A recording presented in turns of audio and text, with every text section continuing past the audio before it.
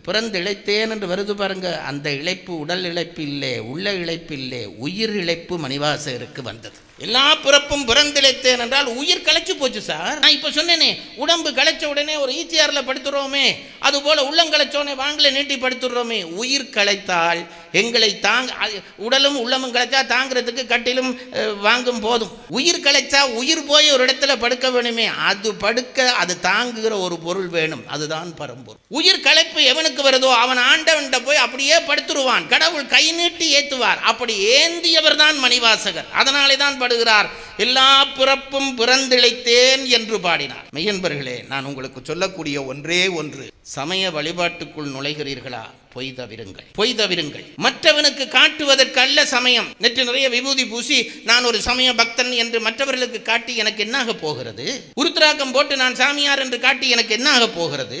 என்னுடைய ஆத்ம பசிக்கு இவை அடையாளங்களே தவிர மற்றவர்களுக்கு காட்ட அல்ல. பெரும்பான்மையான சமயவாதிகள் என்ன செய்து கொண்டிருக்கிறோம் என்றால், நான் சமயவாதி என்பதை உலகம் ஒத்துக்கொள்ள வேண்டும் என்பதற்காக வேஷம் போட்டுக் கொண்டிருக்கிறோம். மணிவாசகரும் ஆரம்பத்திலே நான் அப்படி செய்தேன் என்கிறார். நாடகத்தால் உன்னடியார் போல் நடித்தேன் என்கிறார். அவர் அன்று நடித்தார், நாங்கள் இன்றும் நடிக்கிறோம்.